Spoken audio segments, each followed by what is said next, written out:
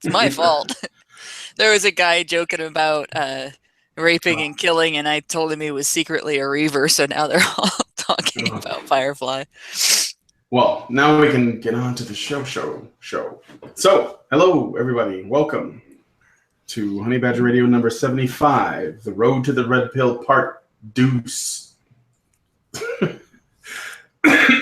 I am hosting right now.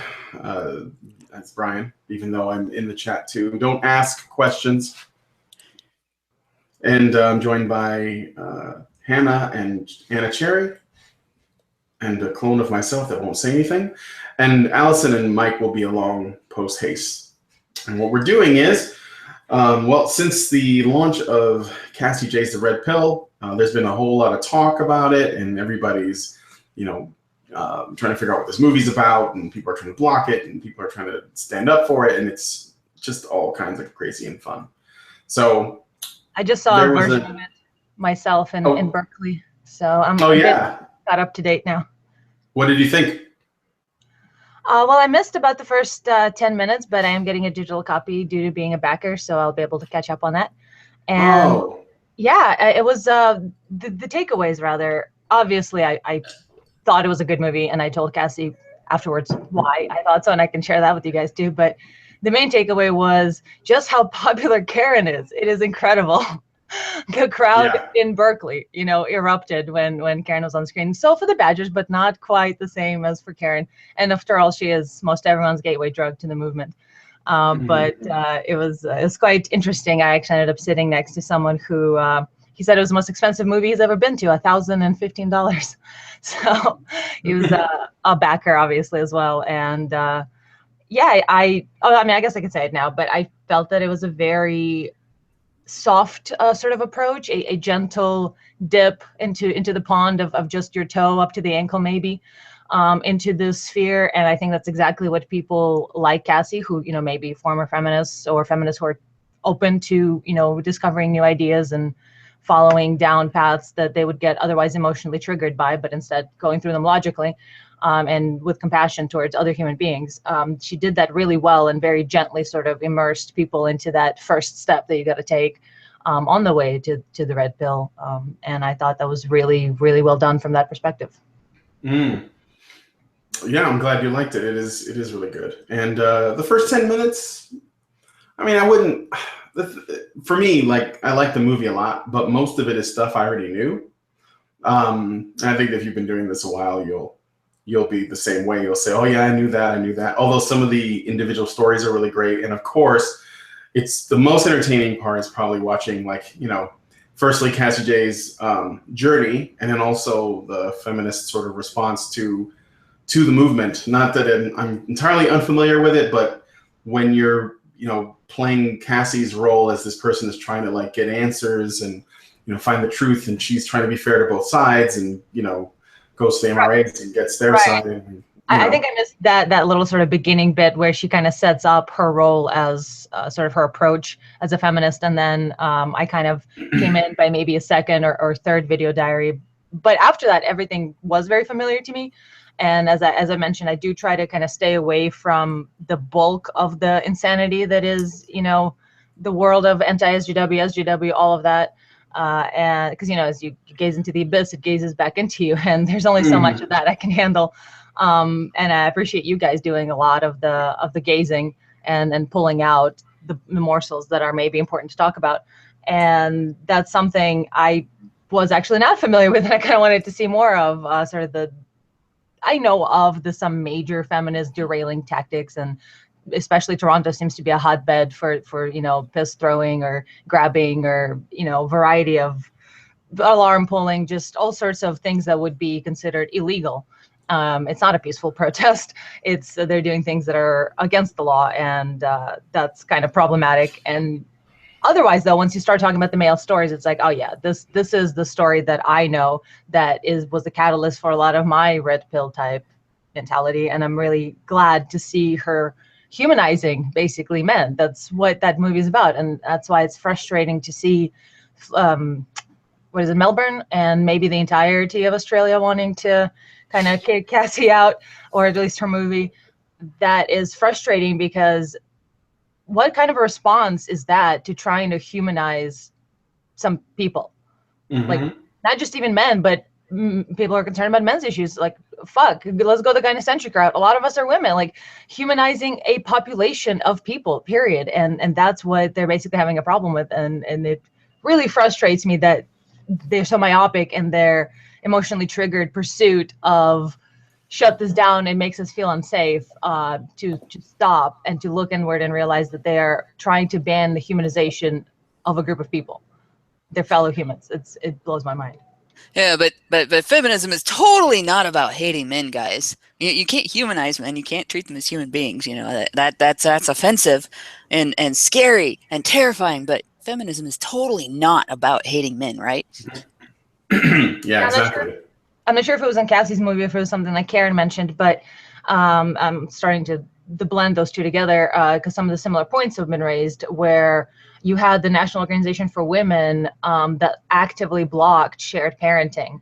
And there you see in the Cassie's movie, you have Miss Magazine, you have feminists who are actively denying men shelters. So you have at least two cases where feminism is provably against equality, literally, provably on the paper, trying to block equal legislation.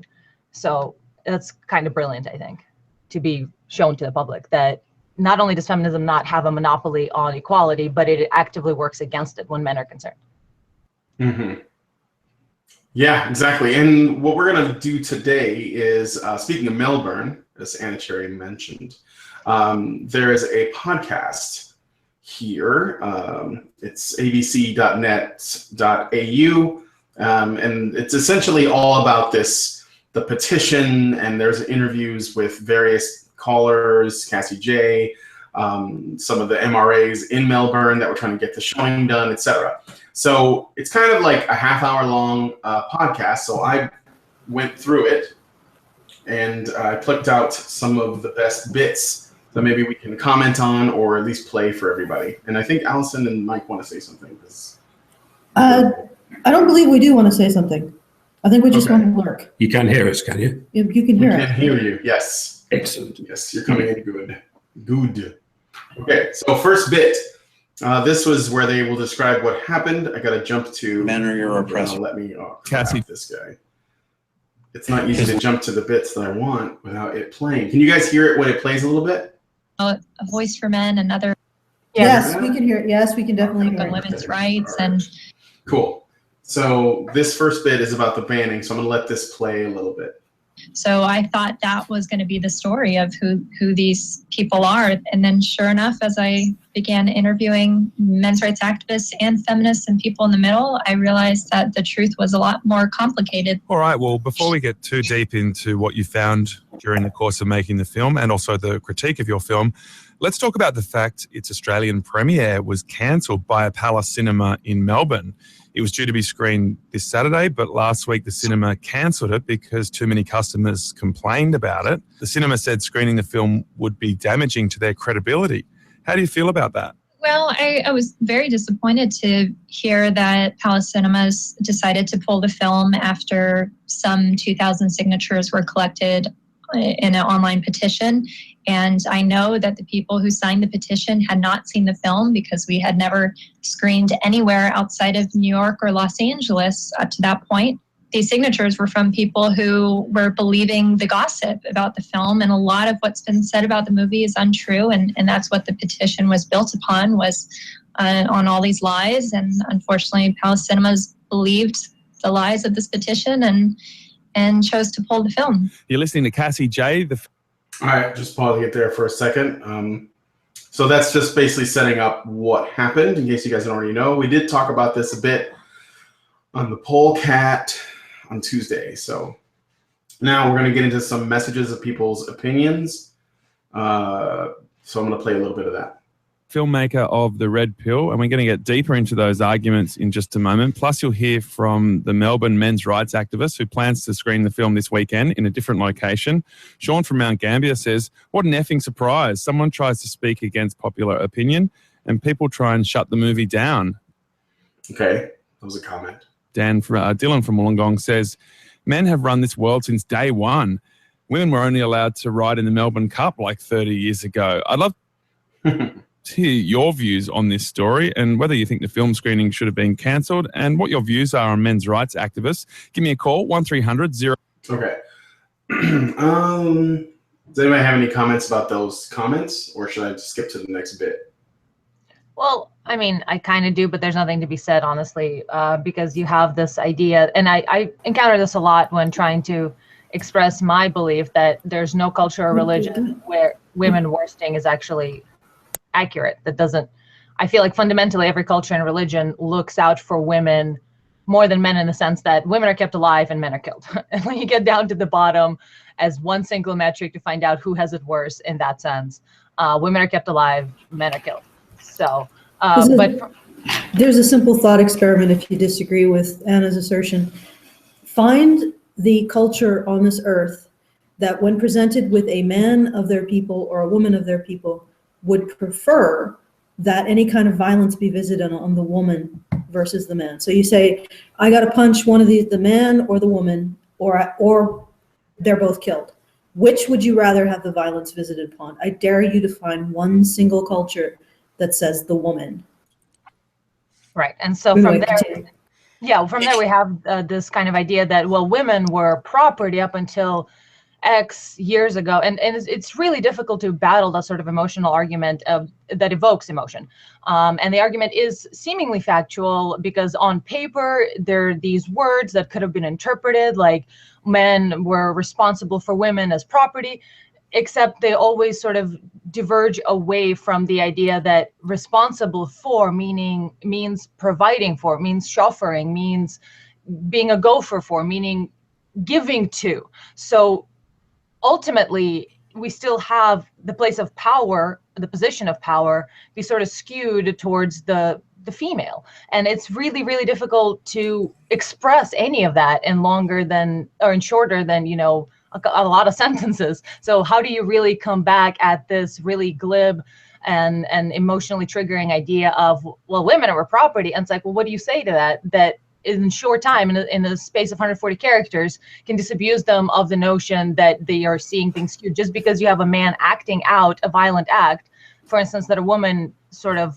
pushed him towards, and not in a sense towards her, but like you have the people who enforce the modesty laws and rules and things like that, that actually women sort of bully each other into, and they sort of uphold this idea that, well, you have to be a proper lady and you have to do this. A lot of that comes from the mothers, the grandmothers. And then you have the men enforcing it, same as with laws. You have women who posit the laws that they want, and then the men are the ones left enforcing them. So you see the active man doing the enforcing, and you're like, oh, well, clearly he has all the power, but you're ignoring the power behind the throne, the desire. Basically, when you have someone driving in a car, in a taxi cab, and you're like, oh, look, the driver, he has all the control. He's just deciding what roads to take, and look at that. He's just treating the passenger like property, except the passenger tells them where to go. The passenger's ultimately in control of a taxi cab. They're the ones that determine the final destination. So it's frustrating to me to hear arguments like that because you really can't fight them in 140 characters, and that's the only time you have sometimes. Can I just add to that? There is a real quick counter argument. Now I did my thought experiment where you take a culture's man and a culture's woman and you say, well, which one would you prefer to do violence to? Now replace the woman with a slave, someone in the position of a slave. Which one do you prefer to do violence to, the slave or the free citizen? And you will find they say the slave, just like they say the man when it's a man and a woman. And then why don't you replace the slave with a car? Which would you prefer to do violence to, a car or an actual human being? And of course they say the car. The car and the slave are both property, and yet we prefer to do violence to them over our own male citizens. But when we compare a female citizen with a male citizen, or a female member of a culture with a male member of a culture, what do? You would prefer to do violence to the male member of that culture. This sort of brings us back to the interesting phrasing of men run the world. And that's very arguably true, in the same way that a car runs. But there's a difference between running the world and ruling the world. Back with the slave thing.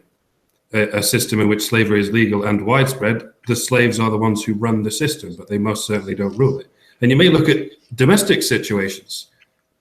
Women run the home, but if there's a patriarchal ogre of a husband who comes back and makes the rules, then she runs it but doesn't rule it. I'm not saying that's a commonplace thing anymore, but that's the difference. I want to point something out too in response to an earlier part of the discussion, because we're already getting people naming cultures and it's not accurate. And this is something that people have a rough time measuring, because anytime there is violence against a woman, they see it bigger than they see violence against men. So they'll discount tons of violence against men to say this violence against women is proof that this culture is more violent towards women. You could have 1,000 men die and 1 woman die, and because the 1 woman died, that's the violence. Instead of, well, violence is hitting both sexes, but it's hitting a larger number of men. And one of the measures that hardly ever gets mentioned is that a lot of these cultures actually have death penalty punishments that are far beyond anything that we would do. Like in the United States, we would consider these, we would consider these and do consider these to be cruel and unusual punishments. And some of them are reserved almost strictly for men, and a very few of them are reserved strictly for men. Like their crucifixion is still practiced in some countries. You know, like they actually putting somebody physically on a cross and putting them out in the elements to die. And I don't know if they pierce them to attach them to the cross. It looks like they're getting tied to it. But I've seen news stories that have been passed around about this, and I haven't seen a single one involving a female. It's male apostates that are getting crucified. And it seems that this is a punishment reserved specifically for men. And it's not to say that nothing bad happens to women who are apostates. It's very clear that there's also cruel and unusual punishment that is meted out to them as well. But this is a situation where it overshadows what happens to men because of the degree of caring that we have for women. And it's the fact that people will mention these cultures and will bristle at discussion of what happens to men in these cultures and treat discussion of male suffering in these cultures as an attack on women. It is just further demonstration that, like, even among people who are aware of gynocentrism, even among people who can look at our own culture and say, well, this is a problem, we still have a degree of gynocentrism. All right. Well said. So let me move on. Let's move on to the next bit because it gets super juicy later. So I'm going kind of slow right now. All right. So this is a little clip about the Red Pill Reddit, or at least the way that this podcast views it. And live in his sort of unaware, semi-comatose state forever and probably be a lot happier. It's a pretty apt analogy. So what is the blue pill in this world?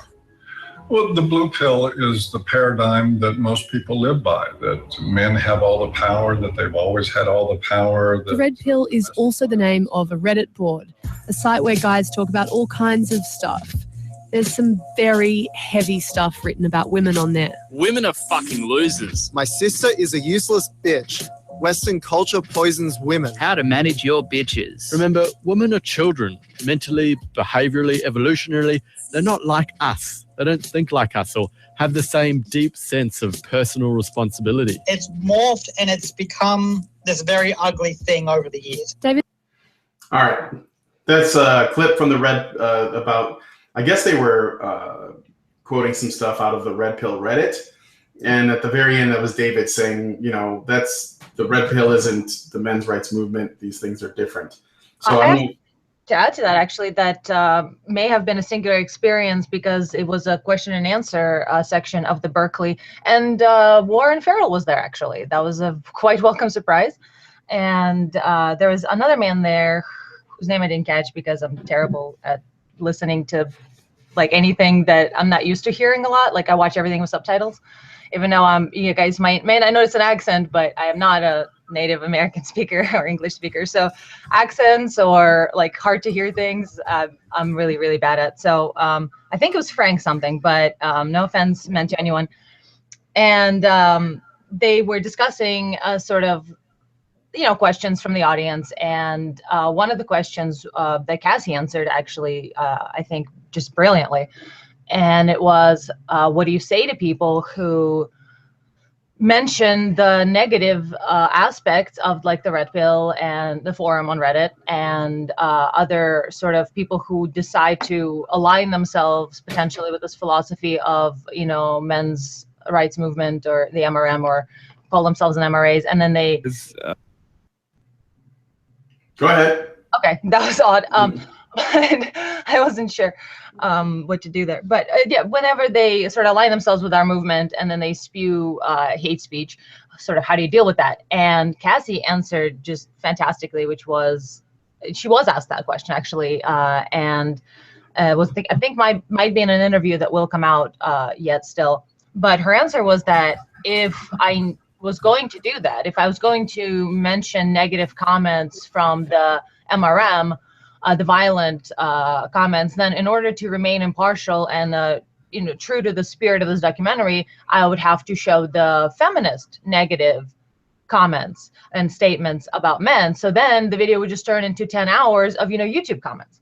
And I found that just the most brilliant way to delegitimize this sort of rhetoric, because we all, being part of the movement, we know how many more legitimate sources than the Red Pill Forum that advocate, bathing in male tears and a variety of ways in which men are less than. In fact, I think just earlier today, there was a Lena Dunham post that Lauren Southern was mocking a little bit, that was talking about how white men are a problem. And so just a variety of legitimate, popular sources from what is the status quo now? The feminist ideology. It is truly the blue pill. It is the world we live in. Everybody agrees with feminist talking points. And if you dare to bring up anything counter to them, it is instant, like that one movie where just they shriek and point at you and it's just like, unscannable, you're something, you're a monstrosity if you try to bring up something against the female plight. And it's a fantastic way to delegitimize this scary boogeyman of MRA comments online by saying that you just turn the whole thing into YouTube comments, because guess what? There's a lot of shitty fucking comments out there. And of course, it'd be stronger to bring up the element of how much bullying there is from the feminist side. But at this point, people are not hearing your arguments. We're so embroiled and everybody's so emotionally triggered, especially obviously on the feminist side, who are really determined to just, their feels really want them to have this thing be right, and anyone who dares question it is bad by definition. That whole thing, they're so far gone in it that there's no logic, doesn't matter at this point. Right now, they're not hearing the words that we're saying. All they're seeing when we bring up feminism's egregious attacks on masculinity, they see that as, oh, you're just blaming women. That's more proof that you're this bad boogeyman. You have to completely disengage from the playing field that they want you to argue on and point out how the whole thing is fucking ridiculous.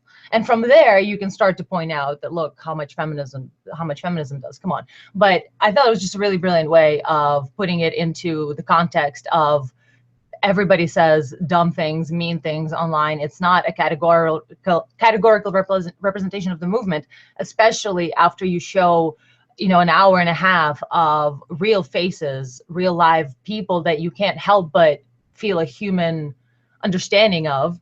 She humanizes them, right? She puts human faces on these boogeymen. And after that, it's harder to actually argue. Once you put a face to that internet name or internet ideology, suddenly it brings it to the real world where things actually happen. And we have on the feminist side, in the real world, people who are in positions of power, Gloria Allred, Gloria Steinem, the Miss Magazine type magazines that are everywhere, that are influencing not just human opinion, but public policy, public opinion. And we have no representation of that kind on the MRA side.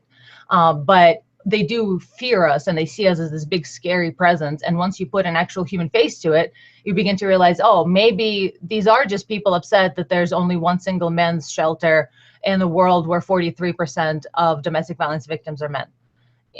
And I just think that's a really good way. Instead of arguing with them on their field, you have to pull back and point out what they're doing and delegitimize the bullshit argument, essentially. All right. But there is, I guess, a difference between the red pill Reddit and the men's rights movement, and they're often conflated, right? And I think, I don't know, I guess amongst all of us, maybe Allison or Hannah probably spends the most time there, or at least has seen it. So. Yeah, I don't spend as much time on Reddit as I used to, but I used to lurk in the red pill, partly because feminists did used to conflate the two, and they tried really hard for a while, and I don't know if they succeeded in the men's rights subreddit, but they tried to create a cat fight between the red pill subreddit and the men's rights subreddit. And I mean, there were some of the guys in the men's rights subreddit that were falling for the cherry picking and bullshit and everything, as if we could actually be considered responsible for anything anybody else said, that wasn't specifically an MRA. And, for the record, yes, there is overlap between the two subs. Yes, there are MRAs who are part of the red pill. And yes, there is a significant difference in the goals of the two groups. And it does not make the fact that there is overlap does not make one group the other as well. Just like you have overlap between doctors and Democrats, but it doesn't make all Democrats doctors, and it doesn't make all doctors Democrats. You can have common goals and common characteristics and not be the same. Well, yeah, I think you hit upon something very important there, where you said it's the philosophy, sort of the goals are different, and the documentary actually covers that. And I suggest everyone go to tug.com, which is TUGG.com, and search the red pill, because there could be a tug screening in the city near you that you may not just be aware of. So you can see all the showings there once you find the red pill and click on that. And not to mention, it is a platform that allows you to screen your own red pill documentary in your town, provided there's enough interest. That's really what it's based off of. You pledge a ticket and your account does not get charged until a required number of people is reached. And that actually happened to me, where in Berkeley, we sold out the Tug event promoted by Cassie herself. She put it on basically there. It got sold out, so my card was charged. We went, and then I signed up for another one in Sacramento, and that did not reach enough people, so there was no activity on my bank card. But that is very important if you guys want to see, and you should see it. Throw some money Cassie's way, etc. Why I'm saying this is because in the documentary there is actually a moment where she kind of sets apart the red pill Reddit, the MRAs, the MRM, and Gatau, where if I remember correctly, I hope I'm not butchering the quote, it says that the red pillars, or the Reddit group, etc., they seek to exploit the system. The MRAs, they seek to change the system, and Gataus are just walking away from the system. So see, I would characterize it slightly differently. The red pillars seek to survive the system and don't believe that they can change it. Not all of them, I should say, believe that they can change it, because obviously those that are MRAs do believe that it can be changed. Right, and I think that's where the exploiting sort of element comes from, as she characterized it, exploiting the system. So I think maybe the PUA types, etc., could be grouped in with the more red pill, that section of it, where they don't believe the system can be changed, but they're going to find ways to be cynically, aware of it to their advantage, so to speak. Yeah, and I would agree with that the PUAs do seek to exploit the system, but the common usage of exploitation, by that common usage, rather than you stay within the system and use the system as a way of surviving the system. People think of exploitation as wrongful use automatically, and I don't necessarily think the red pill subreddit and the discussion in there is about wrongful use of the system so much as it is about finding ways to use the way the system is set up and to survive the way the system is set up, to avoid having it impact negatively on the individual. And from a perspective, of course, that if you can't beat them, join them. Basically. But when we were talking about the tug thing, I wanted to remind everybody there is one set up for Thursday, December 8th in Upper Darby, Pennsylvania. The link to it is pinned on my Twitter profile, or you can see it in tweets by Mad Cat. I think if you follow either one of us on Minds, we've both mentioned it on Minds as well.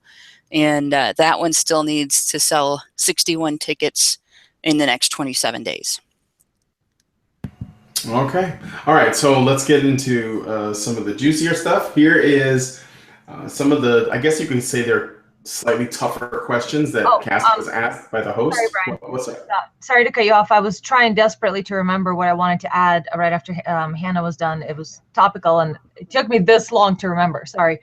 But I just really quickly wanted to throw out there that in case it wasn't, for those who have not seen the screenings, if it was indeed mentioned at every screening, because it was mentioned at mine, that the movie will be available on a variety of platforms, such as DVD, Amazon, Netflix, Hulu, sometime in December, January, winter area. So you will have a chance to have a copy through a variety of mediums after, I guess, November, sometime in there. So there's that to look forward to. All right. Yeah, she said it was late. She said late winter. So, okay. Anyway, so let's move on to the next bit of the podcast. And requote these lies about me and make a petition around it to ban the film. Well, you've been accused essentially of creating an unbalanced picture of the MRA movement, that you essentially swallowed their propaganda without properly critiquing their arguments. I mean, you did call the film The Red Pill. Do you feel that you maybe did swallow their arguments without substantial critique? I think anyone who sees the film knows that I do have critique of what they're saying, and then I do find the sources to support what their arguments are, and these sources, like the CDC, does support what they say. So, and even feminist academicians use the CDC for their statistics that they use in lectures and in school books. So I'm using the same studies that mainstream feminism uses, but since this is the first film ever to explore men's rights. So the majority of the film does look at men's issues. It's not a, this side gets 2 minutes and then they clock out and the next side gets 2 minutes and it's this equal time debate. It's not that. Sure, that makes sense in terms of, how much of the film you spend looking at men's issues relative to women's issues. I guess the question still stands about whether you challenged their views properly or not. You said there before that you fact check a lot of the statistics and they stack up. But do you mount any counter arguments? I mean, for example, when they raised the point with you that similar amounts of men are victims of domestic violence, why didn't you raise the point that way more women die because of that violence? Well, the point. All right, I just thought I'd pause it there for a second. So, you guys, did you hear what he said? He was asking if she was doing like a tit for tat. Okay, so let me play the what Cassie Jaye's response is, and then I'll let you guys comment on that. Point in my film of that domestic violence chapter is talking about the dismissiveness of male victims. And, as far as the severity of abuse, women do have a higher rate of being more severely harmed by a male counterpart. But you don't raise that point in the film. Well, I don't think the oppression Olympics is what I was trying to say with this film about who has it worse. I think the point of this film is that men have issues too that are being laughed at and mocked and dismissed, and it wasn't about trying to say who has it worse. Okay, Sherry, you have her name in there. Yeah, well, and I mean, that's a good way to sort of handle that. But I think a better way, but also a more difficult way, because we have a long way to go towards it, is to understand something, just because something is acute, like versus, chronic, doesn't make it worse. So one of the great examples that I think I got from Karen's video that kind of echoed really well with the red pill parts of it, especially actually in Australia, there's a man who at least one man who has been severely beaten with implements such as iron, hammer. There's a variety of weapons that women use. So if we're going to talk about acute, domestic violence, which, about 43% of men, I think perhaps worldwide, though that could just be nationwide, I'm not sure, experience domestic violence. And women, though, more frequently will use a weapon, while men use their physical size and fist difference. On the other hand, the thing that really is a long road, and I'm hoping people are going to start embarking upon it, which is there are a variety of activities that drive a man mad. They absolutely are, just because they're not acute, just because it's a chronic condition that actually makes it worse. And so you frequently have something Karen was mentioning in the recent video, I think possibly a response, one of the three parts of the response to this red pill, what is it, Dirty Sexy Monogamy, whatever podcast that went and saw the red pill. Yeah. So Karen's response to that, where she talks about the lack of shelters in United States and Canada, basically North America, for men who are experiencing domestic abuse. And this could be through women using weapons. This could be through women using the cops, calling the cops every day over, tiny infractions. And the law is so skewed towards women when it comes to domestic violence and domestic abuse that the man will be taken to prison if she breaks a pinky. So, or jail, not prison. That's a separate issue, but they could be taken to prison too. And of course, once you have any kind of record, if she threatens to leave and have the kids with her, you can't dream of any kind of custody. So it is just a variety of complicated, lifelong, deeply wounding and traumatizing issues that is not an acute beat up, And so men basically end up facing a chronic situation over and over and over, and because they don't have anywhere to escape, such as a shelter or a place that, actually cares about men and their issues, they end up snapping and killing the bitch. So what do you do there? Clearly, it is egregious violence. It is a woman who has died at the hands of a man. But on the other hand, if there were resources, maybe he wouldn't fucking lose his goddamn mind in the process. So there are a variety of ways in which chronic stress is and basically constant betrayal by your partner, and them using the system and using the family and using everything you hold dear against you constantly. That is a type of abuse. That is a type of domestic violence. Why are we not talking about that? We're so focused on this, he hit a woman, that, you can't look past to other egregious violations of human rights. I want to point some things out related to this as well. And it goes directly to the statistic and the validity of the statistic that says more women die from abuse. And the first thing is the statistics that we have on that are garnered in a way as to notice when it happens to women, but not necessarily record when it happens to men. And there's a couple of different things that go into that. Like, first of all, the Violence Against Women Act. One of the things I learned when I was researching it for articles about the act itself was that the act contained stipulations to fund research done at domestic violence shelters that only take women, and only take women with children that do not include boys over the age of 13. And that it was changed from shelters that accept families, shelters that accept men or women, that's what was set up in the 80s, to only taking care of women in the 90s. And once that was set up, that set up a self-perpetuating cycle there where only women would get help, and the statistics were only going to be based on the women who got help, so they wouldn't get statistics on men.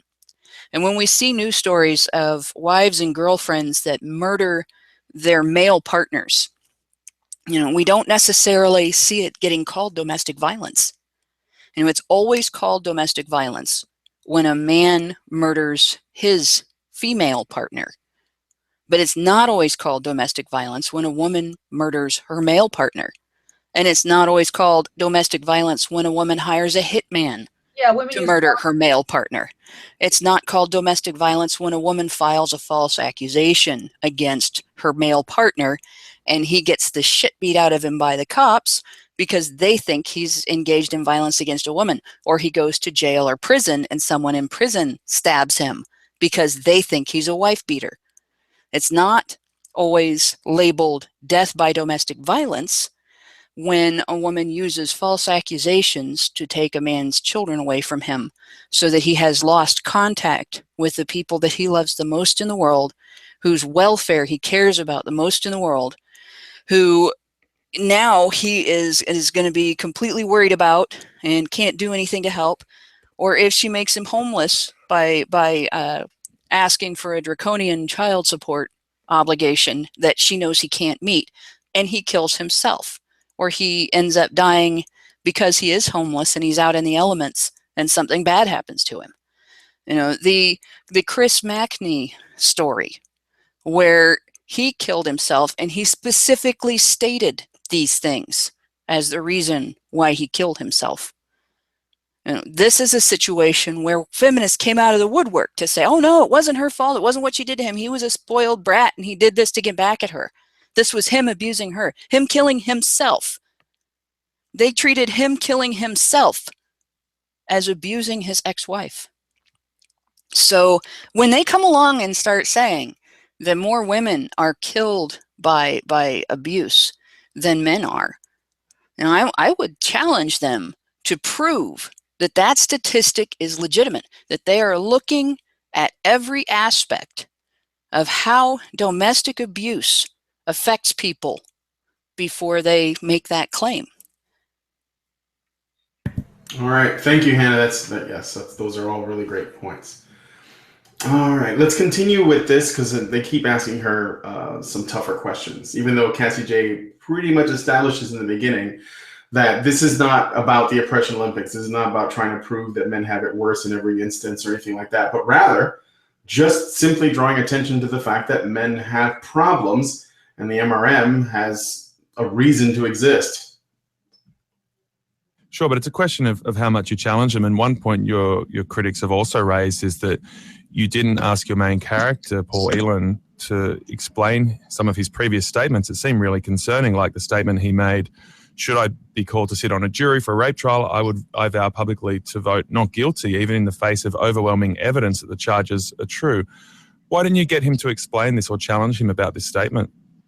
Because I know the answer to his statement, and it's actually has a lot of validity to what he's saying, which is his point is that the court systems systematically discriminate against men in favor of women. And so he wrote a shocking quote in his article that if you read the entire article, you'll understand the intent of what he's saying. But my 2-hour-long film, which is already stretching it for the length of a documentary film, explores a lot of different topics. And I didn't choose to make the entire film about cherry picking quotes from men's rights activists online and then ultimately proving what their intent was behind the quote, all but, many of their shocking quotes are made to make you be shocked. And that's partly what made me even go down this rabbit hole of exploring men's rights activists was their shocking headlines. Yeah, well, ironically, more and more people are talking about your film because of the decision of the Palace Cinema not to screen it. So quite ironic in the end, isn't it? All right. So that was the Streisand effect. That's the thing about I'm waiting for SJW types to come to grips with the Streisand effect. But I did want to say something, but I'll let Hannah go. Well, if this is another one, I would challenge the feminists that make a big deal about Paul's jury nullification article to explain why they think that men should be uniquely excluded from due process rights. Because that is what he was talking about. In rape cases, if you look at saveservices.org has a great article on how rape law breaks down, takes away from due process rights. And there's been a whole series of these laws that have come out, starting clear back in like the 60s, that have affected things like being able to submit exculpatory evidence. Having all of the evidence examined in a case is crucial to actually arriving at a just verdict, as opposed to having, an emotionally arrived at verdict. And this is something that it should be pissing people off that feminists are picking on this article Not because the article itself has anything wrong with it, but because it is a feminist statement against due process rights specifically for men, because it's men who are the ones who face this. All right, yeah. Cherry, did you want to say anything else? Well, it was something relating to the sort of tactic, and actually Warren Farrell had something to say about that during the Q&A in Berkeley on, Tuesday. We had a similar question to that asked about sort of, I think it might have been related to the, when you speak about violence, violent rhetoric from the MRA side, there's, it's instantly seen as boogeyman, but then whenever feminists have violent rhetoric, like what is your experience with if they justify it or what, like, so just a question about all that. And Warren Farrell was, and of course Paul was brought up, and what Warren Farrell was saying is that after after Cassie specifically said, hey, it's a tactic that he uses that got me down the rabbit hole. It was a Punch a Violent Bitch article that she was like talking about how she was really excited about digging into and proving to everyone how terrible these MRAs are. But then when she read it, she like had a different understanding of it, that it was used in response to a Jezebel article. So in fact, it was a pushback against egregious feminist rhetoric against men. And Paul Elam was responding to it in a somewhat satirical manner. And if anything, this was a showcase to Cassie of, sort of feminists are the bullies in the first place. And we frequently see that. We see somebody, a victim, basically, the honest, true victim, pushing back because and you see the anger of them being basically hurt and pushing back and being like, hey, what the fuck, man? And you see that anger and you're like, oh, look, bad guy. Yeah, but he's reacting to something. So that was sort of Cassie's response to it. And then Warren Farrell mentioned that, yes, it is not just a sort of clickbaity tactic that, yes, got Cassie down the rabbit hole, but it is something that, as Warren put it, he himself does not have the personality sort of to do, but it is something that Paul does very willingly and willfully as a tactic to get people interested in what they have to say. He specifically apparently relayed to Warren that it is a tactic he uses quite purposefully, and he writes basically essentially clickbaity, outrageous titles for things that will get people interested in the movement. Because he said, look, Warren, you've done all these books, et cetera, that you've written that we've all read. What have they really done to change the people, like the public opinion? Nothing. So we need to do. And there was a really sweet response to Warren from the other guy saying that, no, Warren, like, you are the granddaddy of some of the movement elements, and there's a lot that is owed to Warren Farrell, because a lot of people do respond with like sort of logic, and they need sources, and that's what Warren's books provide. But on the other hand, you do need people who really respond to what Paul Elam is doing, and that is bringing out the emotional sort of aspect, emotionally triggering people into checking it out and doing the clickbait thing. And then those who do have half a brain, they will read the thing and they will understand where it's all coming from. But of course, people who don't want to understand, people who are just looking for proof of their preconceived ideas, will just cherry pick and use an extreme of something to sell basically their piece, which actually totally reminds me of a John Ronson, who, I don't know if you guys read Men Who Stare at Goats, is a fascinating book, and he's been doing other things since then. And he just covered did a book about shaming and sort of internet shaming, and how and a really great TED Talk. I'll actually link it in the chat here so you guys can check it out, and maybe put it in a low bar. But it's a fantastic way of describing the glee and the witch hunt on which the public goes whenever they perceive someone has done wrong. So, recently the Razor, they did the S-My-D, which is basically telling another guy to suck your dick, because, it's kind of marketed towards guys. Mostly guys use Razor. It's like, come on. But all the tech and gaming media, quote unquote, was already talking about how sexist it is of Razor to do that. And so anyway, it's just this constant outrage, and the public just turning on the next giant that they perceive as done wrong, and just kind of the mentality of that is a fascinating talk. But that's something that we deal with. You have things taken out of context because people don't want to listen. They want a next, monster to crucify. So yeah, that's all I wanted to say. Okay, let's go on to the next clip. Play, goddammit. Oh shit, hold on. Well, for some individuals, it might be, depending on how their lives play out. Thanks for speaking to us, Jasmine. Claire, what's your reaction to the film? Oh, well, I would start off by saying that, I would reject that male privilege is a myth, but I haven't seen the film, but, I think one of the problems that we have with men's rights groups is that while men are certainly overrepresented in, incarceration rates and, dangerous occupations, we often end up seeing that these groups are more focused on taking away from women's progress rather than investing their resources and energy into improving the outcome for men in these areas. All right. Did you guys get that? Apparently MRAs are trying to take away women's progress somehow. It's like a zero-sum game. So like is legalizing beating men women's progress, or is it is taking fathers out of children's lives, that's women's progress? I mean, that's a really good opportunity to challenge feminists when they come along and they say something like that the men's rights movement is about rolling back women's progress. You ask them exactly what is progress. What exactly about not considering it rape when a woman forces sex on a man or a boy? What about that is progress?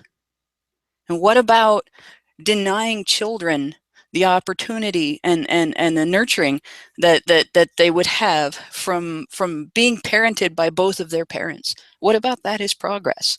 What about denying boys a proper education constitutes progress? And if they start turning around and saying, well, that's not what I'm talking about, then when you nail them down to what they are talking about, you can ask them to prove that MRAs are doing it, because they can't, because we're not. All right. Yeah. Let's see. I think she has more stuff to say, so let's keep going. Yeah, so I guess this argument comes up in the film about whether these two causes are sort of,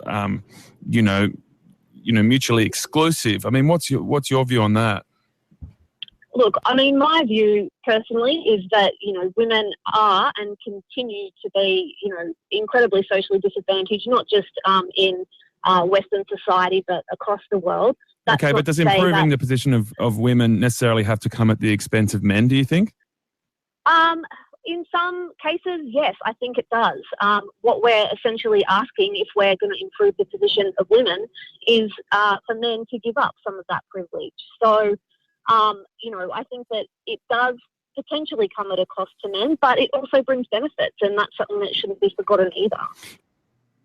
Well, this is from somebody who clearly has no idea what they're talking about any kind of citation needed, please. Do you know what your country actually offers, what your province offers to men versus women? Because this whole idea kind of was in the movie too with Miss Magazine, where we need more female shelters, more female shelters. But then when you look at the graph, they have no idea that there's actually one single shelter for men in the entire United States. Well, there's hundreds of thousands or however many of female shelters in many cities all across the United States. But they don't know that men are actually turned away from all sorts of shelters of women, even boys under the age of sometimes 12, sometimes 9, depending on where you are. Aaron Pizzi was saying something about the proposal was banning boys as young as 9 and certainly after 12.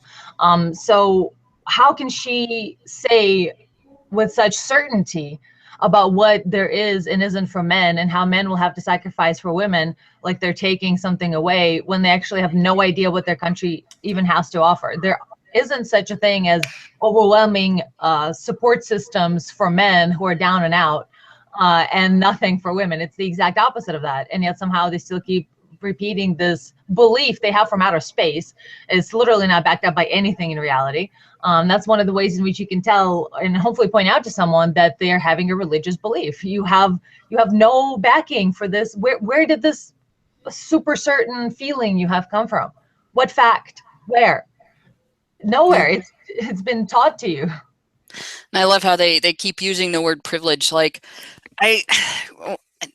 the first time I encountered this, my first thought was, what they're basically doing is trying to flip the way you look at things, to where instead of seeing being disadvantaged, being in a disadvantaged position as being the bad thing, like, okay, you're in a disadvantaged position, you need help, then help should be given. And it's admirable to help somebody in that situation. They flip it to, there is something wrong with not being disadvantaged. Shame on you for not being disadvantaged. And before we even look at whether or not it's true, that is terrible. To say shame on someone for not being disadvantaged, the goal should be to eliminate the disadvantage and give people or help people who are disadvantaged into a better position, not to bring down people who are considered advantaged because they're not disadvantaged. That the absence of disadvantage is something bad, and disadvantage needs to be imposed on people in order to make things even. That's a ridiculous standpoint. The fact that it's also not true, the fact that it's also entirely false that men are not disadvantaged, that they actually are in a number of ways. Before we even get to that, we shouldn't even be considering it a bad thing if they weren't. And the other thing is, do we not, if a rich person gets cancer, do we, well, you're rich, so you don't really need chemo and radiation, you can just be rich and that'll make everything better? No, we still give them the medical treatment. They buy the medical treatment, and they might buy it in a different way, but the thing is, it doesn't mean that the cancer should not be treated. If a rich person falls down and breaks a bone, the bone still needs to be set. It's not going to heal because they have money without the medical treatment happening. And it's the stupidest idea that if a person has a disadvantage, if that person is suffering something that anybody else that's suffering that thing needs help to get over or get through or alleviate the situation, to fix the problem, that some other thing that you would call privilege in their life doesn't necessarily eliminate that suffering. It doesn't necessarily eliminate that need. And it's just an absolutely screwed up mentality to use the term privilege as an excuse to condone abuses against a group of people. Yeah. It's like, according to her view, if they build another men's shelter, that's one less women's shelter that's being built, even though there are over 2,000 in the US and only one men's shelter. So it is a zero-sum game to them. Even though we have disproportionate funding to women's issues, and you can talk about even prostate cancer and breast cancer, like it's not an equal amount of funding for something that affects people at about the same rate. So it's not even close. And I think, honestly, the real problem with feminists and men's and women's shelters is that they do not want to admit that women can be abusive. If they admit that women can be abusive, then they have to admit that the other things that Aaron Pitsey said about two-way abuse, and the things that, oh crud, I can't think of the researcher's name. Murray Strauss, the things that Murray Strauss discovered, the things that several other researchers have discovered about domestic violence, that we have learned as a society that when there is violence in a relationship, it is very often done by both sides of the relationship. It's not usually a one-sided thing. And we have learned as a society, and are ignoring what we've learned as a society, that women initiate more often than men. And it's entirely possible that if we could get women to the same point where men are, where there's a taboo against hitting your partner and against engaging in violence just because you're angry, if both sexes faced that taboo, we could probably eliminate the vast majority of domestic violence. And those shelters would not be so badly needed. None of them, would be so badly needed. It would be much more rare, and there would be much less drain on their resources. But then they wouldn't be able to capitalize on it for, jobs for people who have women's studies degrees and gender studies degrees. Okay. Let's move on to the next bit. This is a little bit of clarification about what happened with Palace Cinemas and why they stopped showing the film. It's kind of interesting. Oh, fuck. It's not going to play because I don't have volume. Hold on. Damn it. 055536. Now, we did have an interview plan with the executive director of Palace Cinemas. He was going to explain to us why he decided to cancel the planned Aussie premiere of The Red Pill. But after agreeing to an interview, Benjamin Zakola didn't return our calls today and hasn't fronted for the interview. In preparation for the interview, though, he did tell us that dozens of people had complained and that they were, as a company, Palace were responding to that rather than a change.org petition, which had got over 2,000 signatures. Now, he hadn't seen the film himself, but he said it was all about the perceptions of his mostly female customer base. Now, it was the Melbourne men's rights activist David Williams who actually planned to hold that Palace screening, and he's now found another private venue to screen the film, and he joins us. David, thank you for joining us. What was... All right, so let's just clarify, the actual petition didn't have an impact on, according to the guy at it was dozens of people, apparently. Does that mean 25? Is it just 25 Tumblerinas just fucking protesting everything? If I'm recalling the podcast we did with them correctly, there was something about, well, first, the change.org thing seemed to have known the people who worked at that cinema. She seemed to have known personal details about them, so it was a possibility that it was someone from the cinema, like who works there, possibly all-female crew as well, kind of thing, that started the petition. So in a way, yes, they were related and directly caused, potentially. So, but they would not necessarily know that. Well, yeah, you also have to think about, this is an art house theater.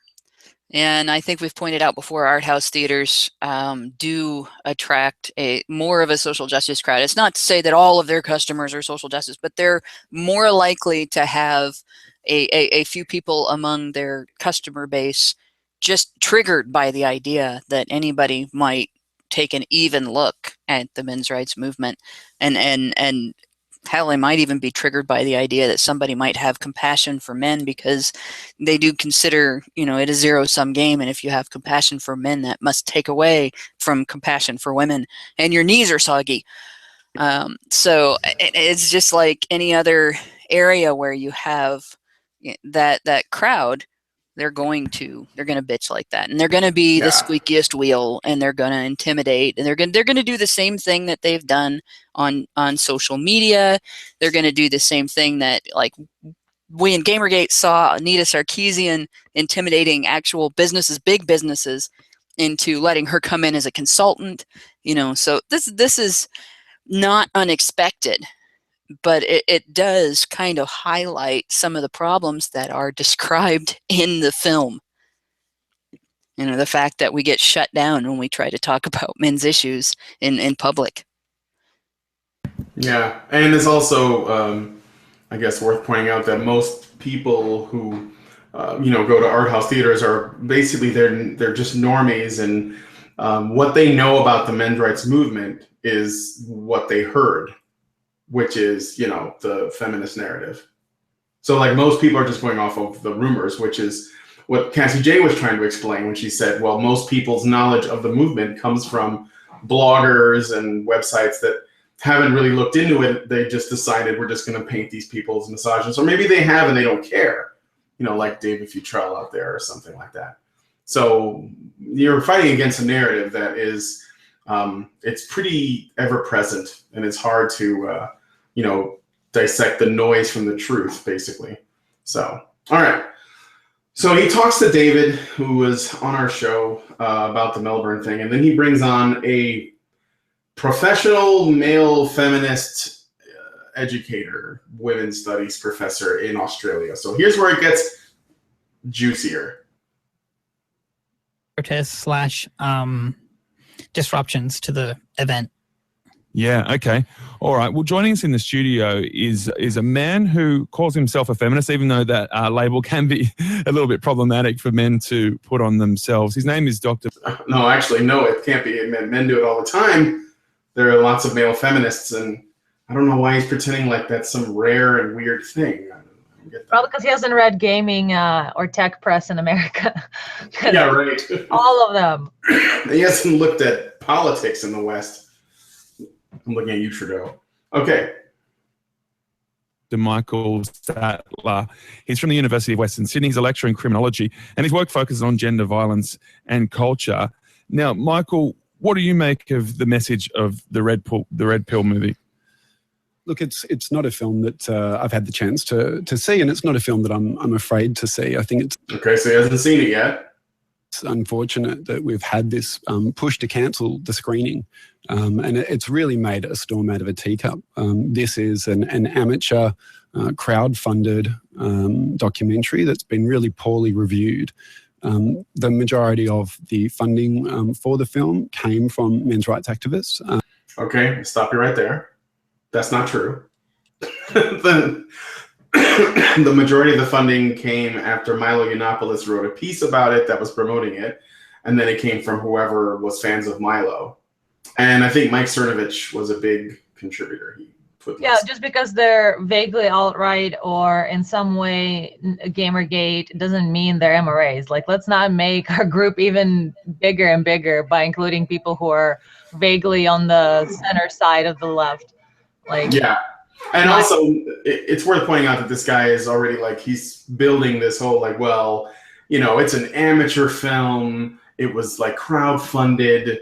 It was poorly reviewed. Here's all these reasons why you shouldn't even watch it. But why you care so much to stop it then? That's the point. Yeah, I know. It's that George R. R. Martin quote, when you rip out a man's tongue, you're basically telling the world that you're afraid of what he has to say, not that he has nothing to say. But the thing that reminded me was something Cassie asked after the documentary was over, is that to go on Rotten Tomatoes or IMDb and just review the movie. If you've seen it, obviously, if you've seen it, please go ahead and review because that is actually something that will help with other things. And as you saw, this guy is already a prime example of why it is important to give online positive reviews after you've seen this movie at either of the screenings or a tug event. So yeah, go ahead and do that if you've seen it. But if you haven't, don't. Obviously, let's be ethical about this shit. And you can wait until you get the DVD and all that to leave your review. So yeah. Mm-hmm. All right, let's keep going. Let's see what he actually says. Including some of the most violently misogynist subreddits on Reddit. That actively worked to fund the film. And it's unfortunate that Cassie hasn't disclosed that, because it's a significant conflict of interest in terms of understanding the content that she's put forward. So he's saying that it's funded by the most vile, violent, and misogynist corners of the Red Pill Reddit. Even if that was true, maybe Cassie needs to step up her game about how little creative control people had, as in none, zero. I actually overheard her talking about that with someone, where it's like the difference between getting money from the left sort of sources, where they're like, want to basically micromanage everything you put into it, while getting from more, I don't know if they said conservative or crowdfunded, just a variety of mixed bag from sort of the other end. This gentleman was telling her, it's amazing. They just let you do it. Whatever you want to do, they just leave you alone to do your thing. And that's pretty much what happened with Cassie. And she hopefully mentioned this more, but she did go into a kind of a hiatus from all social media. She barely sent 2 Kickstarter emails. So, as someone who was part of her Kickstarter, I was part of the inner workings of the funding of this documentary, and she did her own thing the whole time editing while she she filmed things like nearly 5 years ago. It was like 2013, 2014 rather, was the years that she was filming. So the content was already made way back then, and then she put it together and edited it in a complete isolation from Twitter and social media and Kickstarter. So yeah, no, they had zero creative control over anything that she put out. Even the associate producer or the executive producer, whatever the title was that Mike Cernovich got, she was very clear that this person and people of that level, zero creative control. They do not, nobody controlled what she said. Not to mention it was already filmed like a bajillion years ago. Her video diaries is something she's been talking about. Actually, check out the Honey Badger radio interview with Cassie. Both parts are really cool. The Rubin Report is a nice addition to that as well. But she basically mentioned that she made video diaries ever since she's been, much younger, and it's something she does as a way of, as a diary. Does it at the time it happens.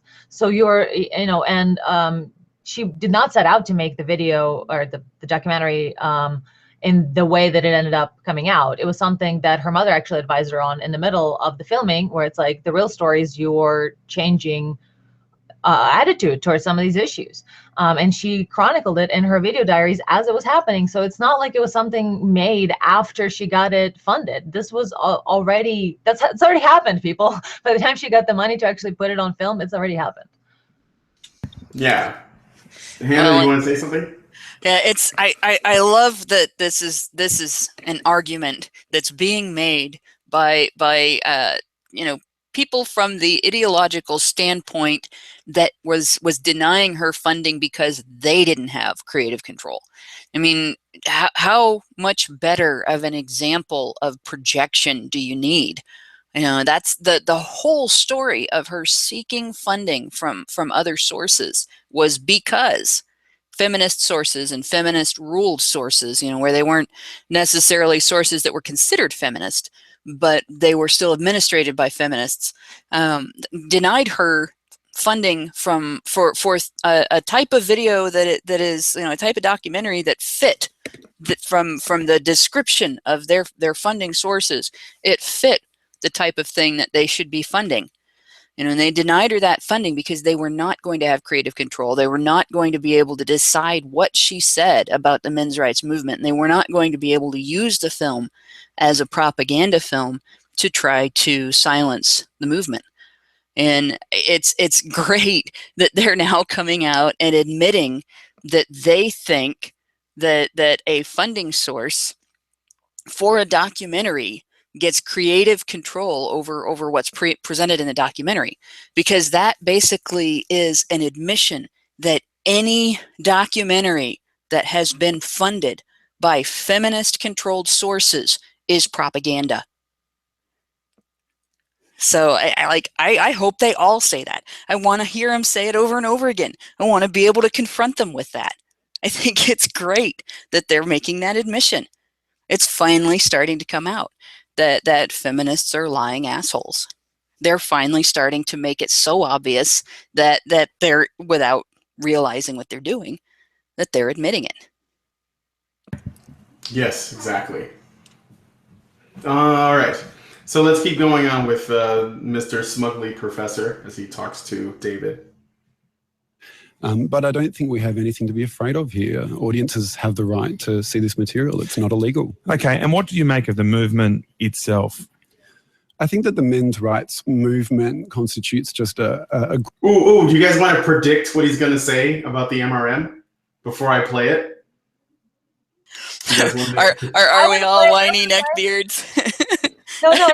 A small minority of men who want to take us back to the 50s because they can't get laid.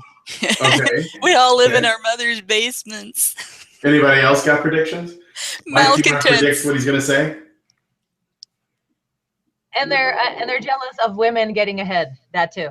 Yeah. And they're afraid. Yeah, because they're. And we're all men. We've had bad experiences with women. I mean, God. I mean. All right, let's find out.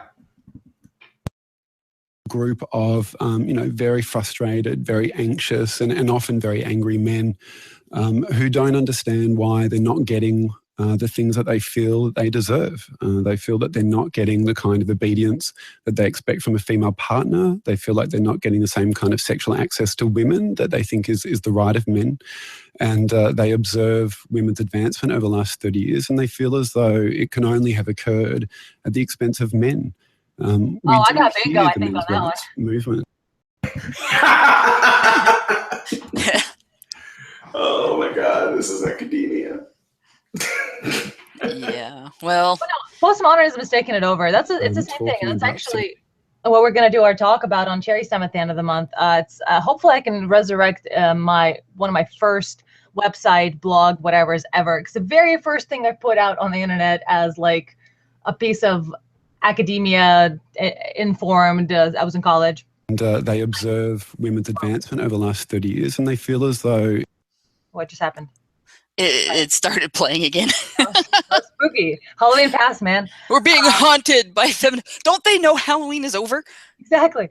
No, but the very first piece I put out there that I thought of that was important and put together was about postmodernism in academia and how it's fucking ruining everything, because it was my anthropology class was postmodernist theory. Like I learned about Foucault, Heidegger, postmodernism 101 in my fucking anthropology class, people.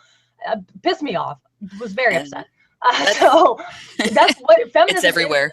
Yeah, it's part of that thing. And I mean, I can vaguely, well, not vaguely, but I can tie it, in somewhat of a loose, generalized manner to actually relativity, because it invited moral relativism and conceptual relativism, and it just kind of made things go a bit haywire because our understanding of physics wasn't solid any longer. So like the whole logic was being dismantled by postmodernism, and it was just like the new hip thing, because that was sort of the new age of everyone. And that's when it really went downhill. And feminism, the ramping up of an insanity, the projection, the histrionism of feminism 3.0 especially is sort of a direct result of having generations of people without a logical base. They're not rooted in reality because, well, anyone's opinion is as valid as anyone else's. Just because you think that the microwave boils water at a certain temperature at a certain latitude, well, to the people of whatever, the god of the mountain is actually making the water rise in hot bubbles. So your opinion's no more valid than the other. You need to open space for discourse. So that was what became, academia, logic. It was literal dismantling of science and logic is what postmodernism invited. And I can't wait to talk about all of it on Cherry Stem. It's a very passionate project of mine. Literally the first thing I ever cared about posting online was about that. As I was already seeing it happen, this was close to 10 years ago. So it's all fun and games until somebody convinces all the postmodernists that gravity is a social construct. All right, let's continue this debate. I guess it's sort of like a short debate. It goes on for a little while.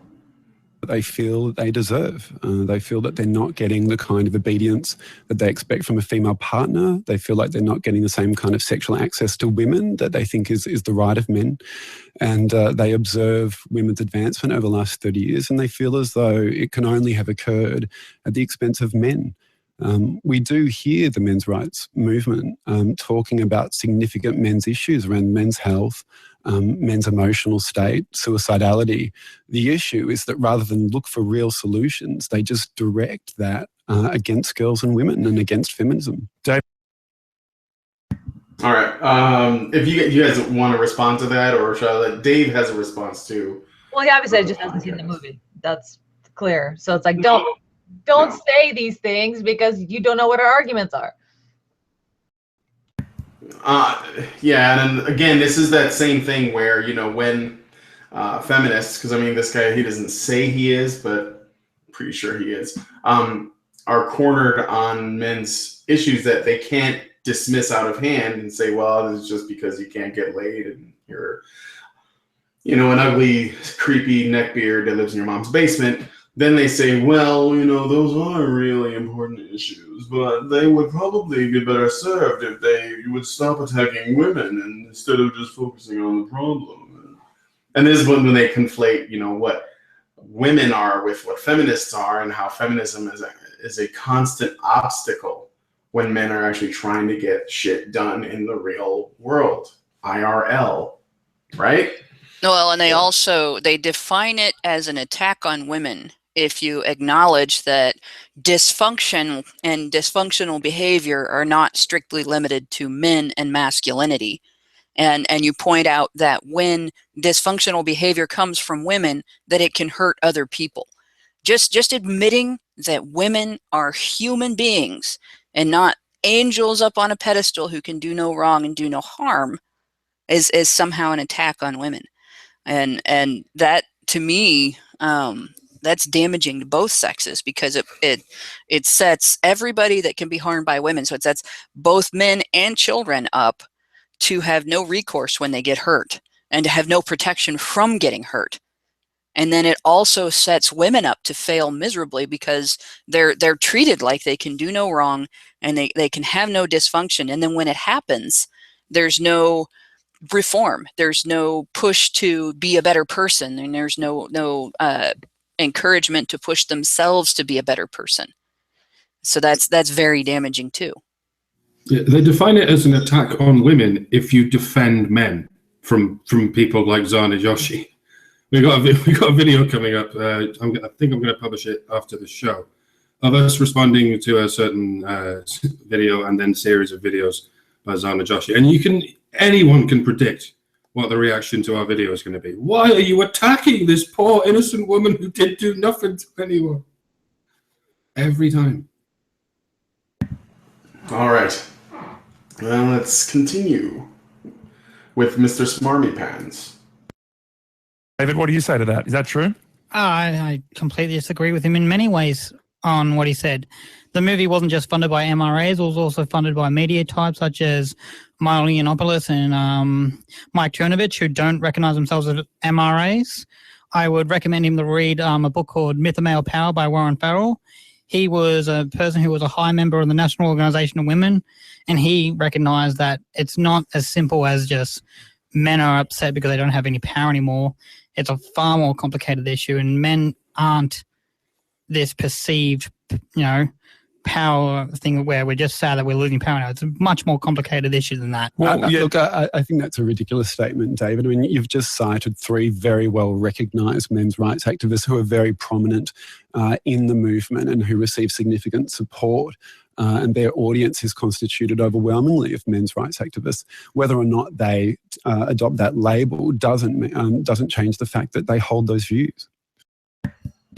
All right, so what? Yes, he did. What shenanigery is this? This is insanity. So now, and this is what they do all the time, okay? No. I think, there's a lot of KKK members among feminists. They just don't adopt that label. But, that doesn't mean that they're not KKK members. That's perfectly okay to say, right? Like, what the fuck? Not only is Milo definitely not an MRA, but I don't even think he likes MRAs that much. I think, and I mean, I say that because he doesn't speak so much in the name of men's issues as he does in a way that is in a more conservative way. Like, he wants men to be the way they were. And so in his own way, he wants to fight against feminism. He's more of a tradcon than an MRA. And the tradcons aren't really MRA's friends either. Milo was an immense help to Cassie Jaye's film, but it's important to note that I think the reason why is because he was more interested in her freedom of speech than he was the issues themselves, even though he went and watched it. And he probably got a takeaway, but I remember at a point where he was on Joe Rogan, I think, and he was talking shit about MRAs. He was talking about how he's in favor of circumcision and other issues. So Milo's not an MRA at all. He just cares about freedom of speech. And he also likes to give the finger to feminists at every opportunity. And that's what he did with the Cassie Jaye thing. As far as Mike Cernovich goes, I haven't heard him say anything either, but I would imagine that I think he's conflating anti-feminist with MRA. That's what's happening. Absolutely. Well, there seems to be a conflation of non-feminist with anti-feminist, anti-feminist with MRA, and then with respect to feminists and social justice warriors, like anybody who says or does anything they don't like becomes an MRA now, because MRA is their sort of demon label now. So they just slap it on anything that they're mad at. And like it wouldn't even have to have anything to do with gender issues discussion. I think at this point, if they get angry with somebody, they're going to call them an MRA. But what's the other thing that's kind of interesting to me about this guy's rhetoric is, like, you notice that feminists always talk about male power as if having men in power, or men having any power of any kind, and that's like, when I talk about power, I'm talking about the ability to influence, because feminists don't necessarily acknowledge all of the power that people can have in the world. They think of power being like if you're a CEO of something, or if you're in a political office. They don't think about the fact that lobbyists have power, and citizens that write to their legislators have power, and people who buy things influence just based on what they buy, and especially if they prefer specific publications and stuff like that. But they treat it as automatically toxic if men have power. Like, it's automatically a bad thing, and malevolence will automatically come out of it. Whether intended or by accident, malevolence will automatically come out of it, according to feminists, if men have power. And that's basically the basis for patriarchy theory, is that all of the bad things in the world are that way because men have more power than women, and when men are in power, they do bad things. That is the underlying basis for patriarchy theory. And then, once again, feminists consistently try to convince us that they don't hate men. They define men being in power as a toxic thing that will cause malevolence, inevitably. But they claim not to hate men. It's a bit of a disconnect. SJWs always project. Because if they had the power, that's probably how they would act. And that's the only way they would know that this is what it would do to men in their heads. I'm surprised this guy hasn't dropped the meninist bomb yet. You see the disconnect there, though. You can't really say that you don't hate a group if you are presuming that group malicious and malevolent by nature. To go back to what the Aussie gentleman said earlier, and perhaps to play devil's advocate and Pope's advocate at the same time, he said the Red Pill was funded mostly by men's rights activists. And the right question there is, okay, what do you mean by men's rights activists? If you mean anyone who participates in activity in favor of men's rights, then what exactly is funding the Red Pill?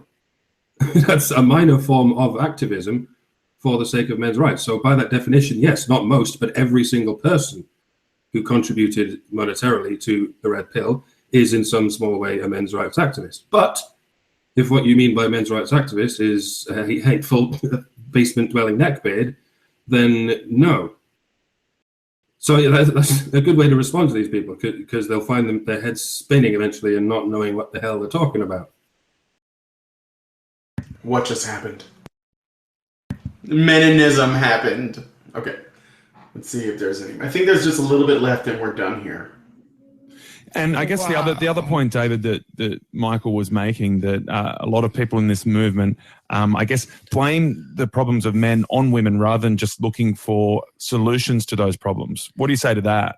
Well, I'd say they blame the problems on feminist institutions, such as universities, such as domestic violence shelters. There's virtually none for men.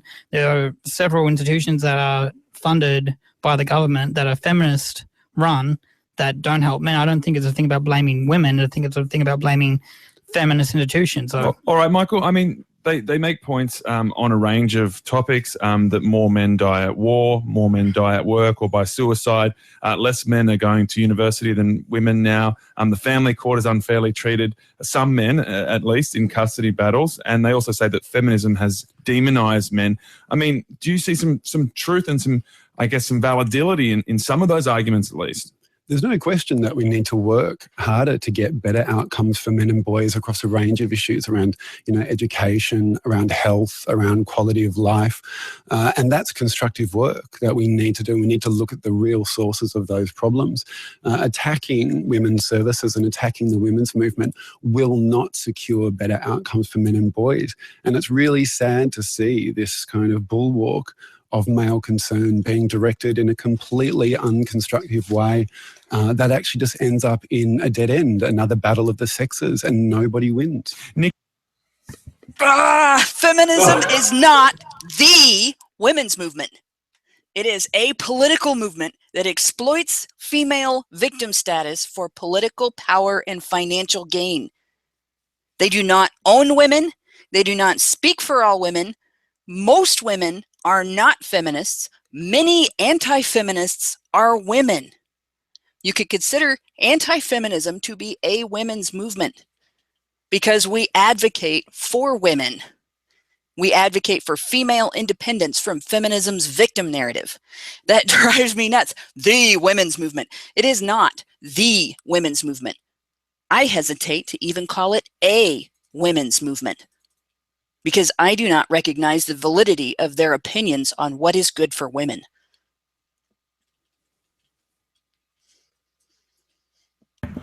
Yes. Anybody else have any thoughts on that? All right, I'm going to skip to the next bit here. I'll let this play. Nikki from Sydney, you run an Instagram account called the Aussie Feminist. What's your point of view on the men's rights activist movement? So I've been a feminist for a couple of years now, and whenever I bring up Oh my gosh, she sounds seasoned. a subject that's like specifically gender related, such as domestic violence, that's the only time I ever hear from MRAs when they're trying to derail a conversation. David, what do you say to that? Do MRAs derail important conversations about issues like domestic violence? I wouldn't say it's called derailing.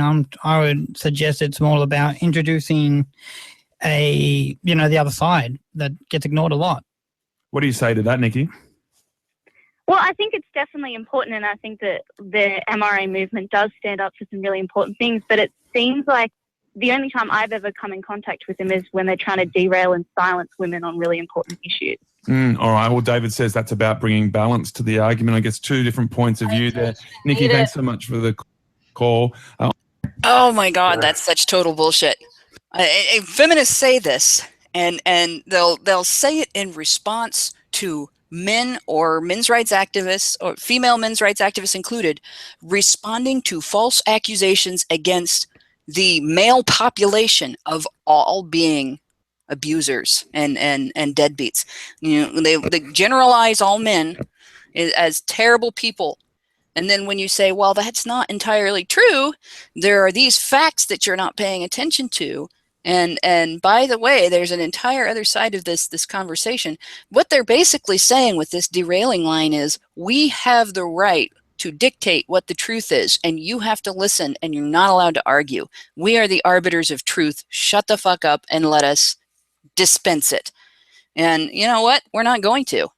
We're not going to shut the fuck up. We are going to defend male victims of domestic violence, and we are going to defend falsely accused men. So you can just get used to it. Yeah.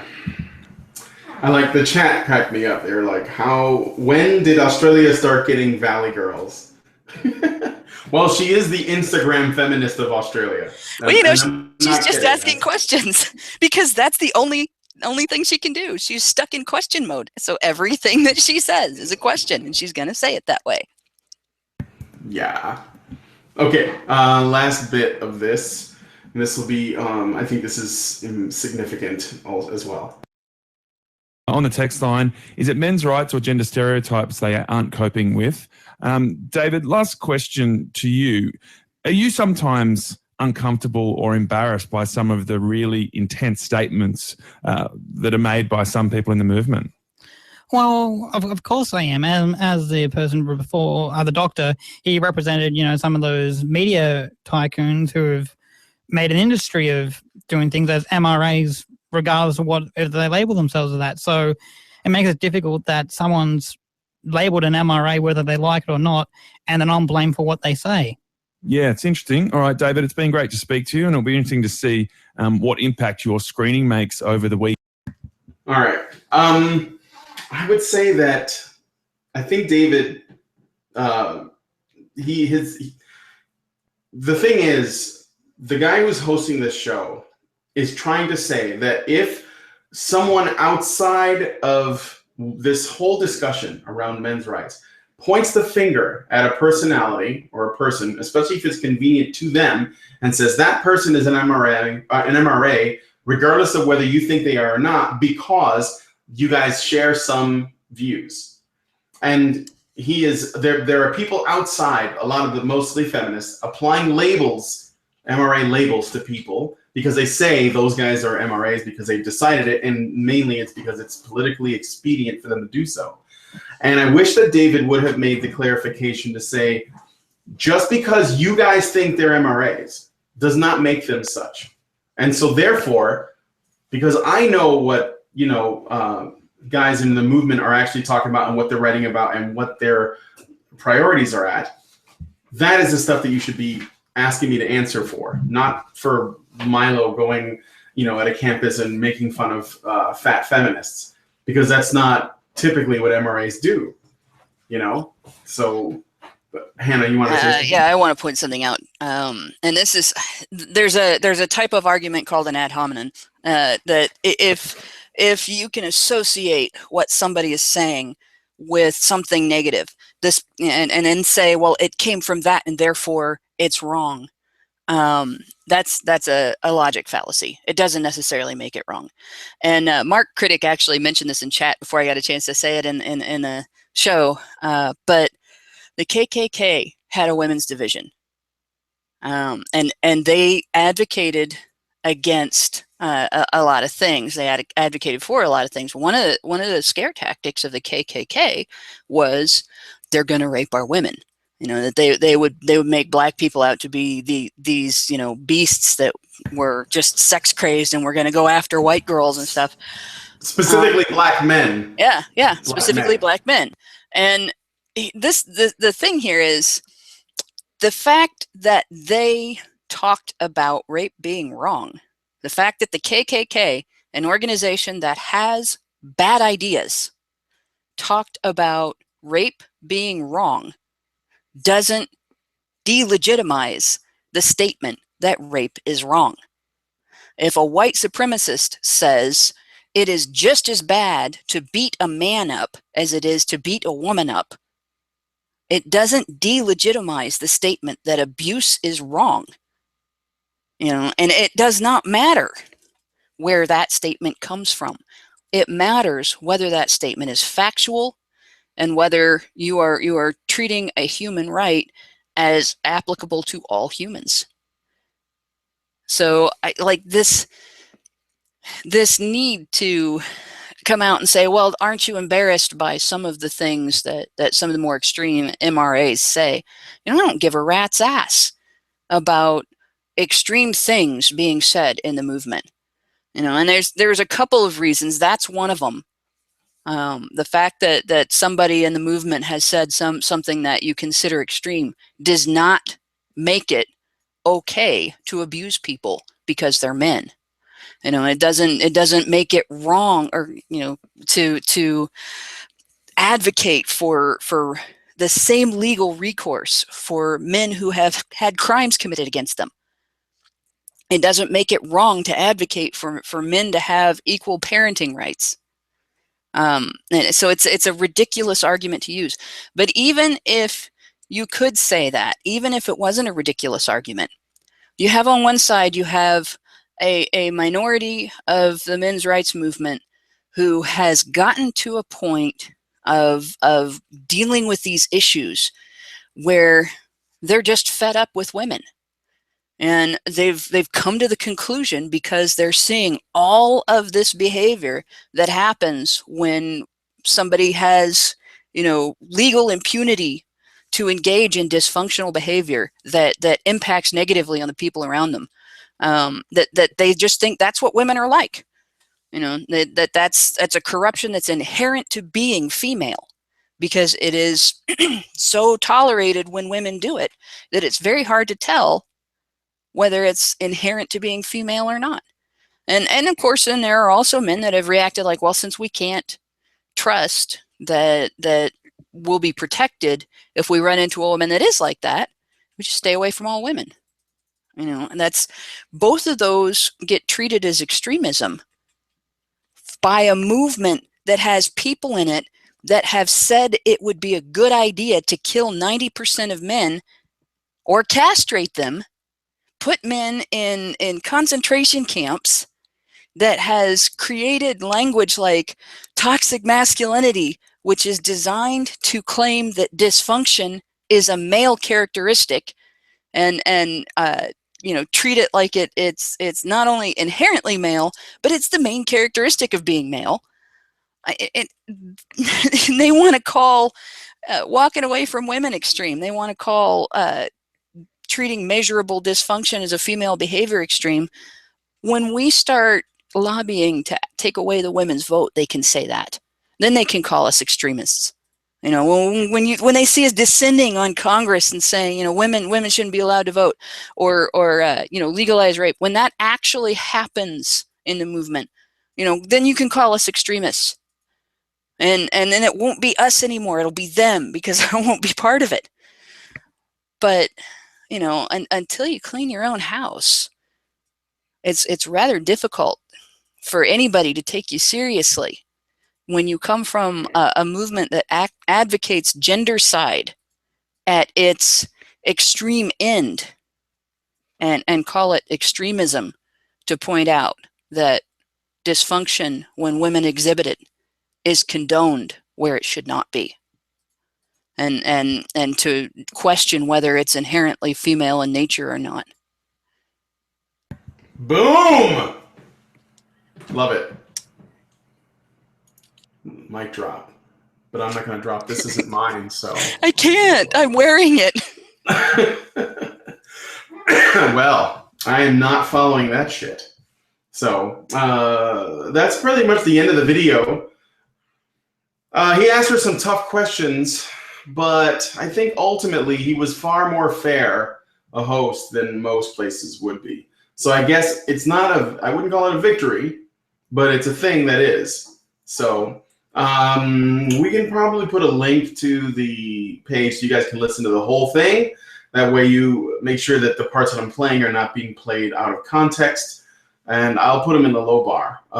In the meanwhile, I guess we've shilled everything we could. Someone asked me if there is going to be a showing in Chicago, since that's where I'm at, although I'm not there this second. I don't know. I'm going to look it up. I'm definitely going to ask that some of the local theaters, I'm going to send them the material if nobody has already, and see if I can get it going, because I think it should be shown everywhere. So I'm going to try for Chicago. But I don't know. Is there any other final thoughts? I know Allison hasn't really said anything, because I think she got caught up in something else. So she might still be sort of caught up in other stuff. But if there's nothing else, I'm just going to go ahead and close it out. Jax, you said you can go to Chicago? Well, there you go. I'm there. I'll set it up. You got to buy tickets. Let's see I'll try to do what I can. Of course, you can meet me there. Of course. All right. So anyway, aside from that, I guess we're gonna go. Oh yeah, Hannah said she can come too. That'd be sweet. So we'll see. I'm gonna try. Chicago's awesome. If you don't know, it's fucking awesome. Don't believe all the hype about people getting killed. I mean, it happens, but the city's so big, you're not gonna see that. Anyway. I mean, it's awesome if you like cities. I know that Anna Cherry had a terrible experience, so. Well, it's just the street is the worst. Just driving downtown. Canal Street smells like a sewer canal. But no, it's a problem with the Midwest, Mid-South in general. It's one of those things. When I lived there, it was is that fireworks or gunshots? I don't know. So that's the only thing. Could be either, depending on where you are. If you're on the Gold Coast, it's not gunshots. That's where. So yeah, it just depends. Anyway, so let's get out of here. So I guess I'll talk to. Well, first let me do the thank you stuff. So I want to thank Mike and Allison and Hannah and Cherry for coming on, and I want to thank Cassie Jaye for making this film and all of the buzz that has been created around it. I think it's to the point now where people who want to ignore MRAs can't. So now they have to engage the conversation, even if they're going to do so dishonestly. But that's okay, because it also allows us a foothold in academia and colleges type as well, because it'll be a documentary about a legitimate, nonpartisan approach to the movement that'll be part of a library. And I think one of the colleges, it might be UVA, I'm not sure, but a college already requested a copy of the Red Pill for their library. So that's a really good victory on that side as well.